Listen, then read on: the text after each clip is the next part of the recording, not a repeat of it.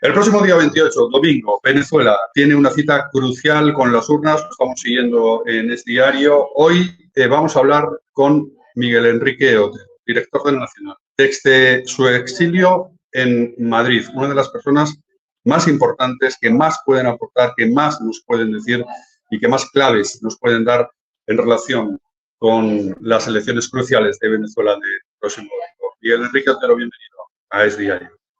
Hola, buenos días. ¿Serán diferentes estas elecciones a otras que estamos acostumbrados ya con mucho pesimismo a ver en Venezuela en los últimos años? La verdad es que hemos tenido bastantes elecciones. Chávez ganó la primera elección limpiamente. En todas las demás hizo fraude. Claro, hubo dos elecciones que perdió a pesar del fraude, que fue cuando trató de hacer una reforma constitucional y la perdió. De todas maneras, hizo la reforma violando la misma constitución. Y en otro momento hubo una elección para elegir la Asamblea Nacional y también la perdió. Claro, él lo que hizo fue crear una nueva Asamblea Nacional, o sea, las dos elecciones que él perdió, o que perdió el régimen, ellos las transformaron en triunfo violentando las leyes. Otras elecciones, pues simplemente ellos trampeaban las elecciones. Claro, ellos podían hacer eso cuando la diferencia era no muy grande. Cuando ellos le trampearon la elección a Enrique Capriles, que era candidato presidencial, bueno, la diferencia era 10 puntos. Entonces esos 10 puntos se los pudieron estafar a Capriles. Pero esta elección es un poco distinta porque la diferencia es demasiado grande. Imagínense que en Madrid, por ejemplo, que ellos tienen que organizar la mesa de la embajada. Bueno, aquí por supuesto no dejaron que se inscribiera nadie. Yo no puedo votar, no me dejaron que me inscribiera porque mi pasaporte es vencido, cosa que es absolutamente ilegal porque supuestamente con la cédula yo puedo votar. Pero bueno, eso le pasó al 90%, 95% de los venezolanos que viven en España. Bueno, no consiguen testigos de mesa. El chavismo no tiene ni siquiera para poner los testigos de mesa aquí. Eso le está pasando en Venezuela en todas partes, porque ellos perdieron la gente. Entonces, claro, la diferencia con el mundo es una diferencia muy, muy grande que les va a ser difícil voltear esa elección.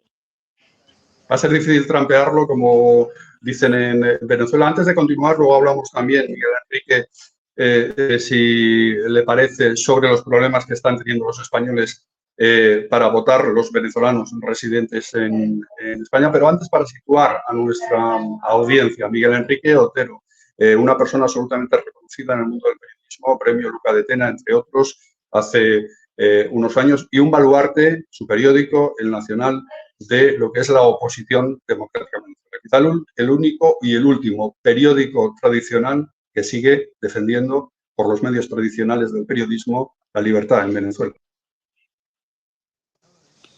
Bueno, por los medios tradicionales no tanto, porque nosotros no podemos hacer un periódico impreso. No pueden tener papel, entre otras cosas. No, las instalaciones nuestras fueron tomadas por el ejército después de una demanda que era una demanda también ilegal. O sea, la demanda, lo puedo contar, nos demandó el Diosdado Cabello porque nosotros publicamos que él estaba siendo investigado por un fiscal federal del estado de Nueva York por narcotráfico. Esa información la publicó primero el periódico ABC de España. Nosotros la publicamos al día siguiente, pero la demanda fue contra nosotros. La publicaron 80 periódicos, no la publicamos solamente el Nacional. Entonces esa demanda la transformaron ilegalmente en una demanda civil. Me condenaron a pagar $13 millones, nunca me fueron a cobrar los $13 millones y ese día el ejército se fue a tomar las instalaciones del periódico, las tomaron y ahí no funciona nada. Como todo lo que ellos han confiscado en Venezuela, ellos confiscan y dejan que se destruyan las cosas. Ellos no confiscan para producir o para rediseñar lo que está ahí. Y eso fue lo que hicieron con nosotros. Aparte de que nosotros estamos bloqueados.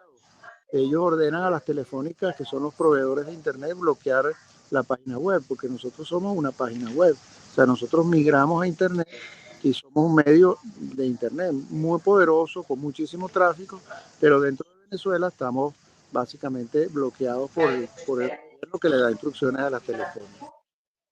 Están bloqueados, no tienen acceso al papel para poder publicar, tienen que hacer todo digital, claro. ¿Cuánto tiempo lleva Miguel Enrique Otero en Madrid, en el exilio, porque no puede estar en Venezuela?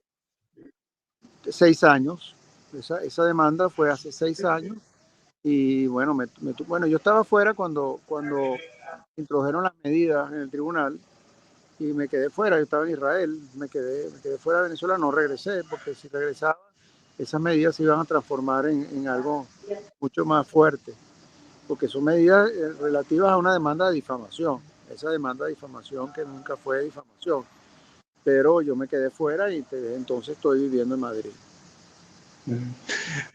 Todo esto puede cambiar a partir del próximo lunes, puede comenzar a cambiar a partir del próximo lunes si se cumplen los mejores pronósticos, pero luego se iniciaría, si eso pasa, un proceso de transición largo hasta el inicio del año que viene, que habría una toma de decisión de un nuevo presidente. ¿Cómo puede ser ese proceso de transición en caso de que la candidatura de la oposición consiga ganar esas elecciones?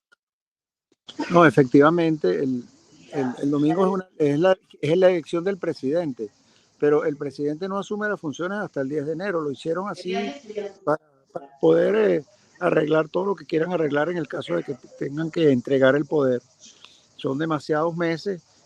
Maduro tiene a su poder no solamente el poder político, sino que tiene la Corte Suprema, el Tribunal Supremo de Justicia, la Asamblea Nacional, los poderes públicos, la Fiscalía, la Contraloría. Ellos siguen controlando, como lo han controlado todos estos años, todos los poderes públicos y el Poder Ejecutivo. Entonces, esa transición a la transición del poder va a ser bastante complicada porque no es un país normal, es un país secuestrado, es una corporación criminal que secuestró un país y secuestró todos los poderes públicos.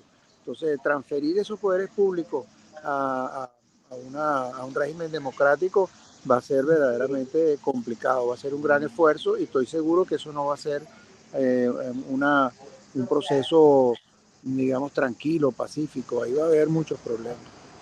En sus bravuconadas tradicionales, Nicolás Maduro anunciaba años de sangre, incluso guerras civiles. El otro día hablamos con Leopoldo López, nos decía que él dudaba mucho que el pueblo venezolano le hiciera caso en caso de que perdiera las elecciones y comenzara a llamar a la violencia. ¿Se puede temer algo del ejército venezolano? ¿Puede haber algún movimiento del ejército venezolano dependiendo del resultado electoral?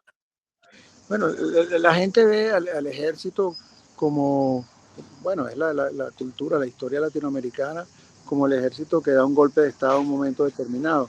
Yo no creo que el ejército venezolano esté en condiciones de vaya a hacer eso porque es bastante complicado para ellos. Lo que sí es cierto es que el ejército tiene la misma composición que el resto de la población. Si la población está un 90% contra Maduro, el ejército está un 90% contra Maduro.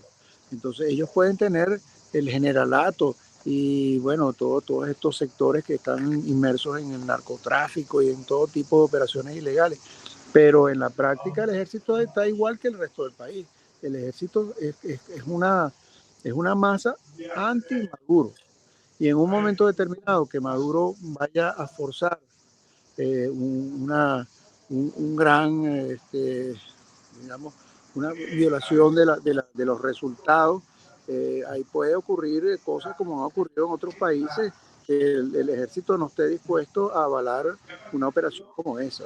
Eso yo estoy casi seguro que sería así. Entonces, no es un ejército que va a dar un golpe, no lo creo, pero sí es un ejército que no está dispuesto en estos momentos a que Maduro voltee la voluntad popular. Incluso podría hacer una intervención el ejército en sentido contrario si Maduro les empuja a movilizarse, en el sentido de favorecer unos resultados, claro, favorables de la oposición democrática.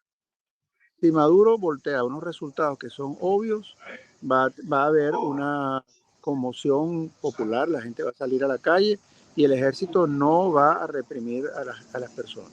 O sea, lo que pasó en el 2011, cuando Chávez salió del poder, fue algo similar. Había una gran marcha, una gran manifestación, el país estaba contra Chávez y Chávez ordenó reprimir a los ciudadanos que estaban en esas marchas y el ejército se insubordinó y Chávez renunció. Entonces, ese ejército que pareciera un ejército que está totalmente con Maduro, no es así. Es un ejército que en un momento determinado no va a aceptar que violenten la voluntad popular como algunos dicen que Maduro lo quiere hacer. Hablemos, Miguel Enrique, de lo que hemos comentado al principio, las grandes dificultades que están teniendo los españoles, los venezolanos, perdón, residentes en España para poder votar, los que pueden votar, claro.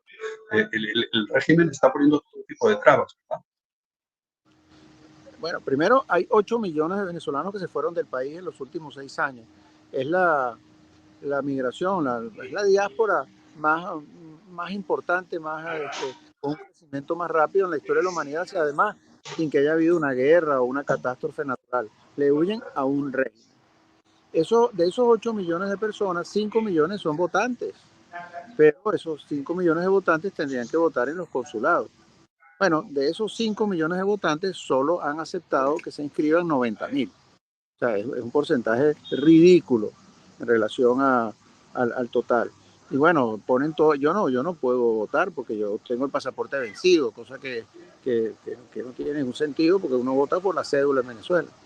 Pero pusieron obstáculos el día que la gente se iba a inscribir, la operación Morrocoy, como llamamos dentro del consulado, etcétera. Y ahora pues tienen problemas para ellos poner sus testigos porque no consiguen gente, pero lo pusieron el centro de votación lejos de la ciudad, en casa de campo, para ver si la gente no va a votar, en fin. Hacen ponen todos los obstáculos posibles para que la gente que está fuera del país, que saben que la proporción anti-Maduro es mucho mayor que la interna, porque son gente que está huyendo del régimen, vaya a votar lo menos posible. Ya fuera de Venezuela, lo que votan son 90.000 personas. Muchos de esos están inscritos para votar hace mucho tiempo y bueno, simplemente están en los listados y a lo mejor algunos se murieron, otros se fueron a otros países, en fin. O sea que de esos 90.000, si votan 60.000 es mucho, que es una cifra irrelevante en relación a los 15, 20 millones de personas que están inscritas. Miguel Enrique Otero, director y presidente del Nacional, vamos a cruzar los dedos, vamos a desear que esa causa de la democracia en Venezuela, que es una causa absolutamente transversal más allá de ideologías, esa causa de la libertad y de la prosperidad de Venezuela comience a su andadura, al menos su andadura a partir del próximo domingo. Y gracias por estar con nosotros, gracias por atender esta llamada de Es Diario y mucha suerte de cara al domingo. Muchísimas gracias a ustedes. Miguel Enrique Otero en Es Diario es Noticia. No se vayan, que seguimos.